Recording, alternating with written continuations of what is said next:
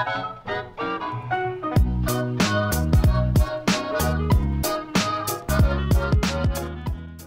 YouTube, my name is Nero, and welcome to this week's episode of Dear Nero, which is a weekly series here on my channel where you guys send me in fan mail and or fan questions.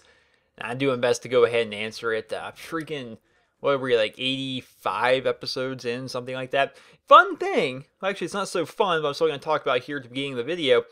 YouTube, in their most recent update, they kind of goofed around with the playlists a little bit. Now, I'm not sure why they did this, but they did it. And it bothers me, because if you go to my YouTube channel, I have all my playlists all there, all my ducks in a row there, you guys can check out. You know, I got my COD Ghost playlist, I have my Chem Strike Saturday playlist, my Modern Warfare 3 Moabs playlist, you know, all my videos from Black Ops 2 and COD 4 and Black Ops and Titanfall and PokeMMO and all that stuff, right?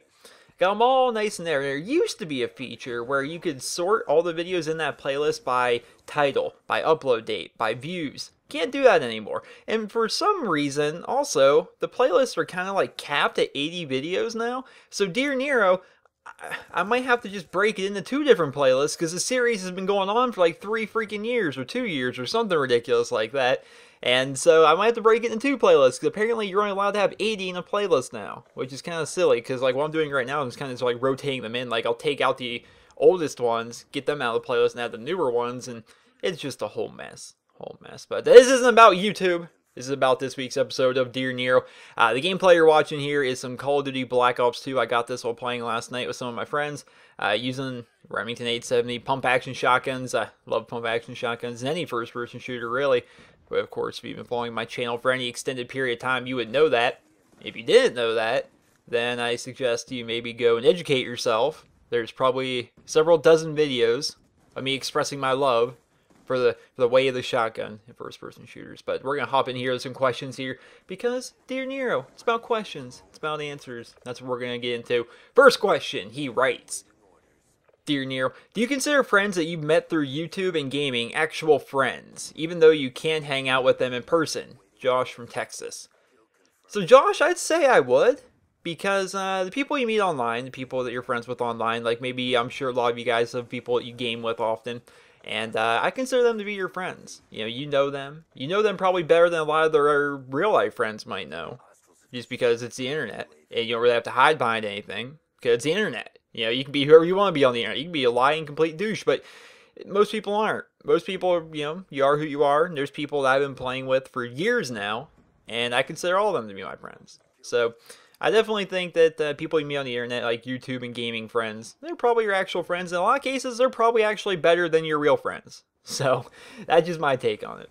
Next question, he writes, Dear Nero, what do you think is the cheapest way to die in Titanfall? Me personally, I think it's a jump kick. It's just like panic knifing. And as always, keep up the great work. Cal from Ohio. So Cal, I will agree, getting jump kicked in Titanfall is not fun at all. But there's also another not fun portion of Titanfall that's kind of been plaguing it as of late. People that don't play Titanfall like Titanfall, the people that kind of just like sit up on rooftops, those kind of people. I hate them. Like, they'll just, like, sit on top of a rooftop, lose every match by, like, twice the score that they have, which, oh, I hate it. It happens in every first-person shooter I play, we don't lose a whole lot in any games that we play. We rarely lose. And as a result, people just kind of like, all right, well, we can't beat this team. Let's just camp for our kill-death ratios. And that ends up happening in Titanfall as well. So, of course, getting jump-kicked is annoying. But when people don't play the objective, and they're just hiding on a rooftop, that makes it even worse for me.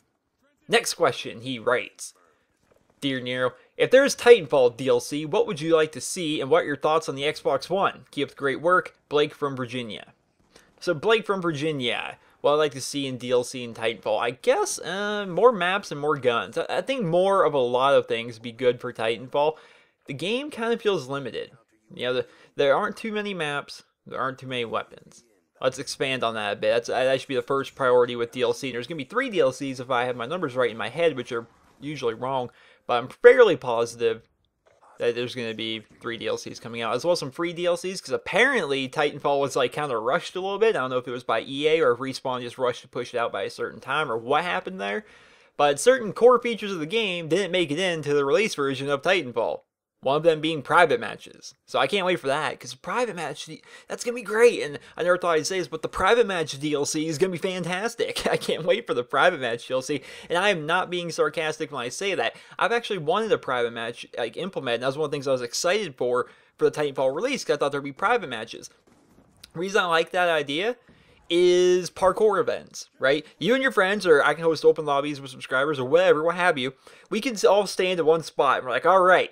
Run, jump onto that wall, and see how far you can go jumping between buildings and walls and doing all that kind of stuff without hitting the ground.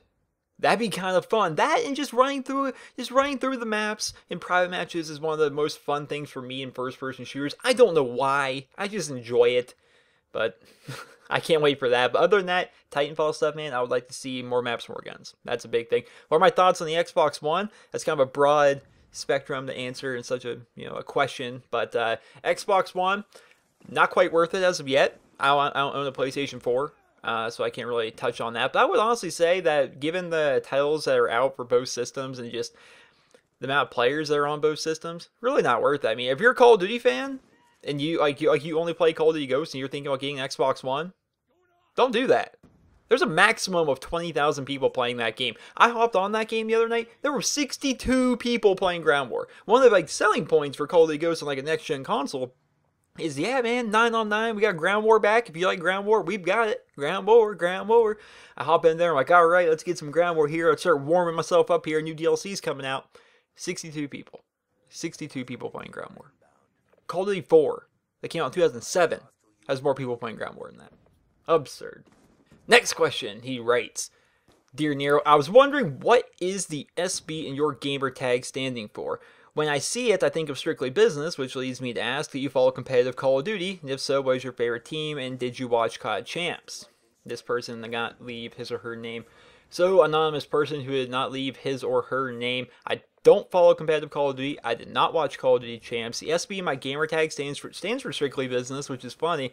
But it's a completely different Strictly Business than the competitive team. There's also another SB called Spacebound. And Spacebound Universe, I think, is their name. And they're a trick shot clan. And it's nothing but headaches. So SB is a name of a group of friends of mine that we all put together. We had like a quote-unquote team in 2008, 2009.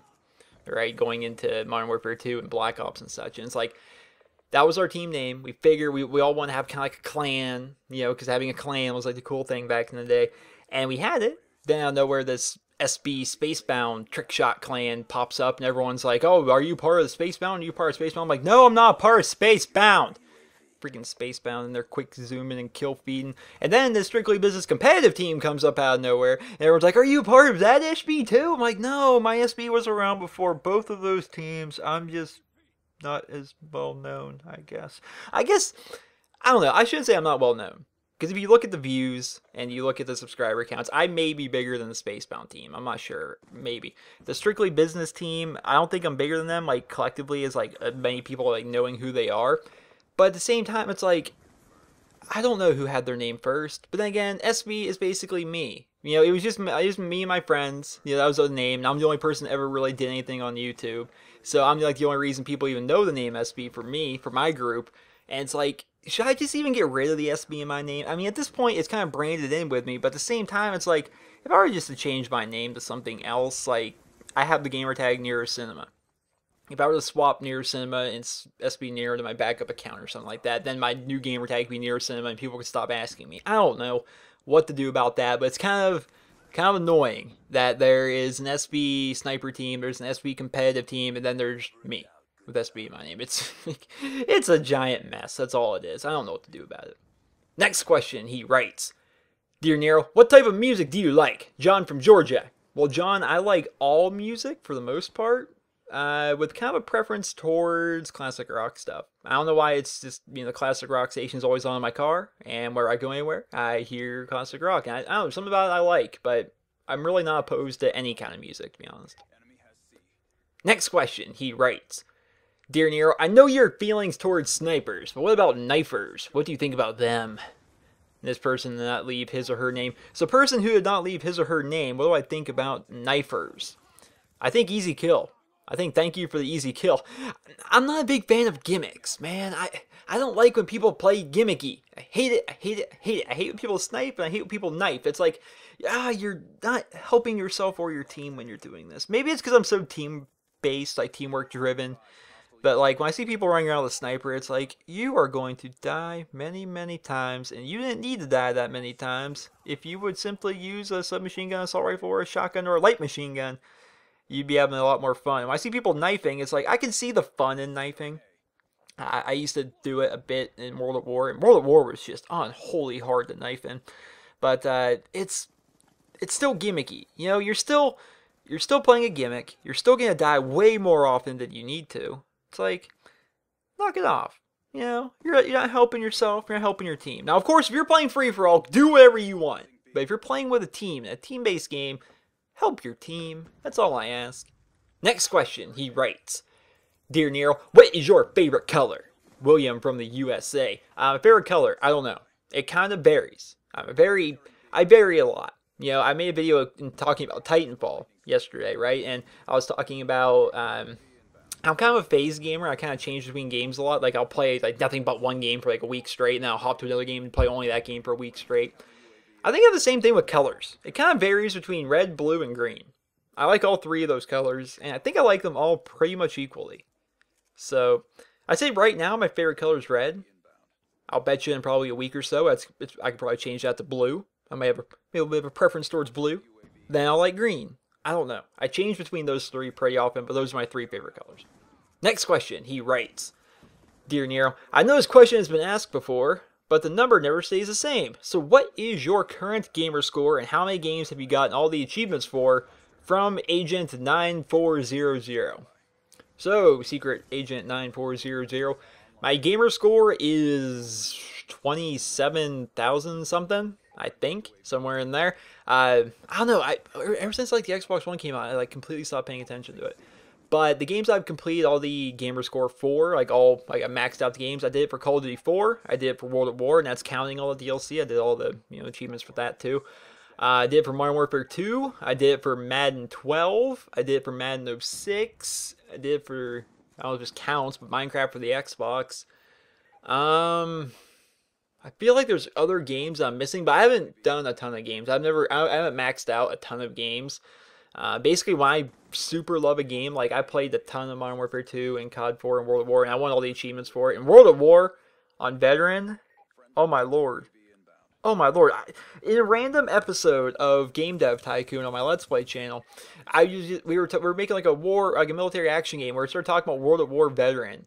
And the comments of that video was like a support group for all the wounded veterans of people who have completed World at War on Veteran. It was absurd. That game will give you nightmares. That is worse than any horror game that you'll ever play. Because there is just grenade after grenade after grenade after grenade everywhere. It is like when you play a Call of Duty Veteran mode, right? You play like a Call of Duty single player game. The way to do well is to slowly advance forward, taking cover as you go, picking off all the people you see, advancing forward, more people pop up, you pick them off. That's how you play it, right? You can't do that in World at War on Veteran, because if you stand still for more than 2 seconds, there will be 5 frag grenades all around you. Like, there will be one in front of you, behind you, left of you, right of you, southwest of you, southeast of you. They're just everywhere. They are everywhere. And I did it though. I beat the game on Veteran. I did all the zombies achievements. Did all the other random achievements. Got all 1,500 gamer score in that game. So I was pretty happy about that. The Call of Duty 4 Veteran campaign was also absurdly difficult. If I remember right, Modern Warfare 2's was not too bad. Next question. He writes, Dear Nero, what is your favorite loadout in Titanfall? Richard from Massachusetts. So Richard, I would say my favorite loadout involves cloaking with a smart pistol. Now that might annoy a lot of people. But you know what annoys me? Is that everyone's running around with the R101C carbine. So, I'm not too ashamed to use my smart pistol. That and the smart pistol, if you've actually tried using it, is actually pretty difficult to use.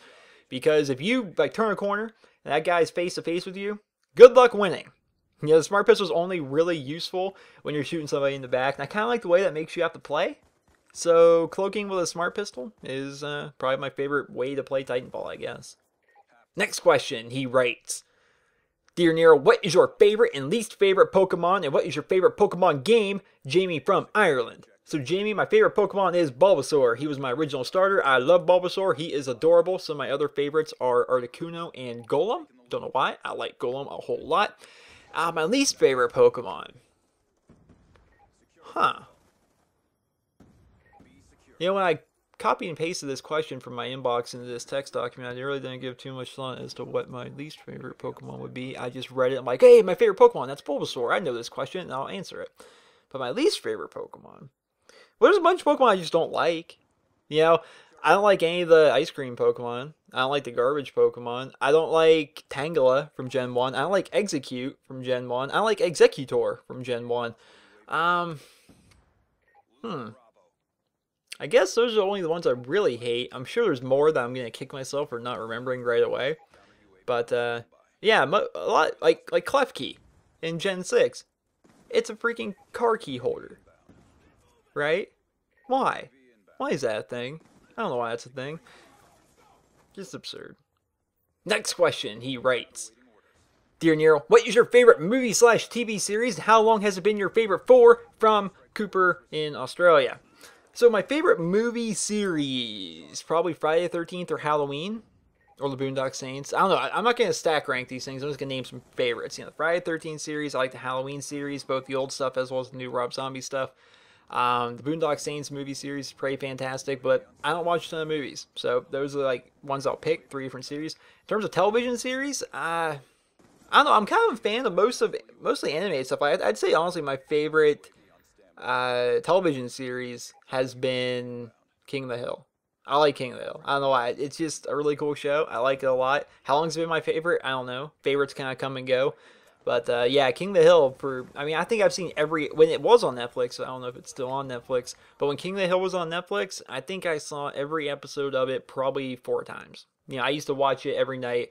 I don't know if you guys were this way, but when I go to sleep, like I would just turn on Netflix, I'd turn on a random episode of King of the Hill, I kind of watch it and then just fall asleep while watching it because I've seen it like 5 times and it's just kind of like mindless entertainment to fall asleep to. That's what I did with King of the Hill, and I like it. I like King of the Hill. Very good show, as well as the movies I listed. Next question, he writes, Dear Nero, what is your favorite memory of being a kid? Keep up the great videos. This person did not leave his or her name.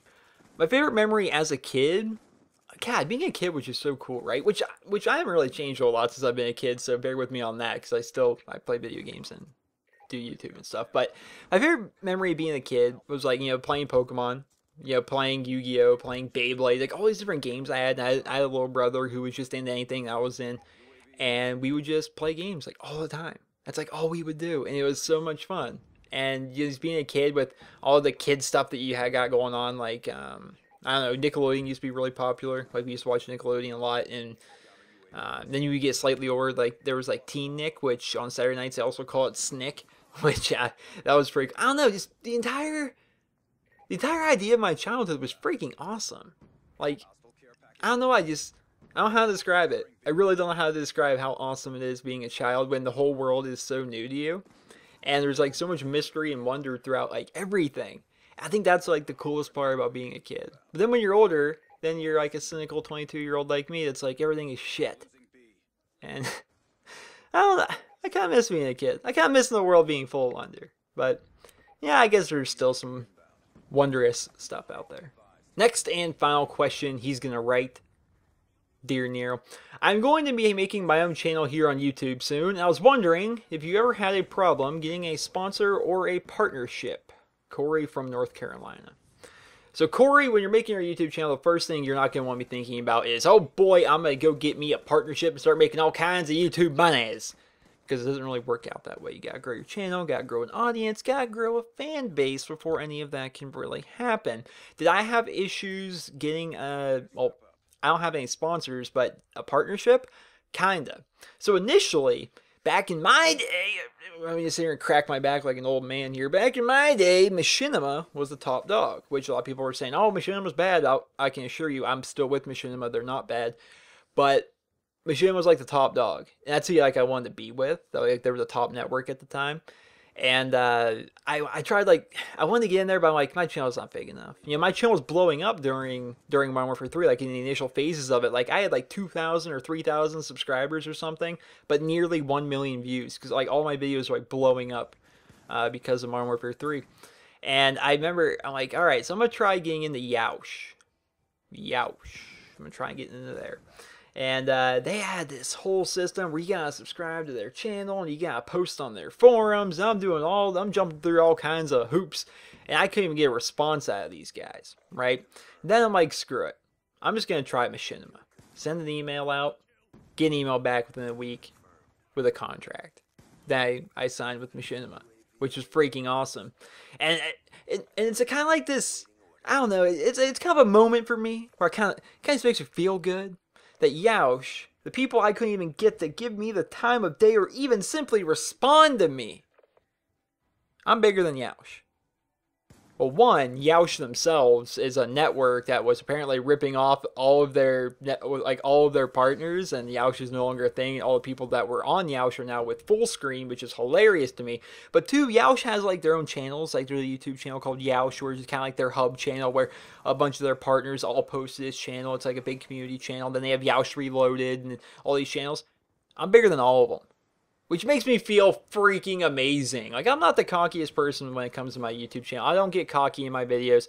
But when these people that would not give me the time of day, would simply not even respond to me, I was not good enough for their partnership program, my channel, NerosCinema, is bigger than any of theirs. And to that, I'm like, yeah, maybe you should have signed me there, Yoush. Maybe I was worth your time after all. But you know, at the same time, it's like, yeah, she probably had like 1 million freaking people, like, all, partner me, and I probably just got lost in a sea of like thousands of people. Could have happened, I don't know, but either way, I hope you guys all enjoyed this video. If you did, please be sure to leave a rating where you guys feel the video deserves. Remember, any kind of rating whatsoever helps the video grow and helps my channel grow in turn. If you guys like to send in your guys' questions for next week's episode of Dear Nero, simply send me a personal message here on YouTube. All you gotta do, send me a personal message, make the title of the message Dear Nero. And then if it's a good question, entertaining question, and above all, a question I've not yet answered before, I'll do my best to go ahead and answer it on next week's show. So I hope you guys all enjoyed. Remember, rate the video. Hope you guys all have a wonderful day.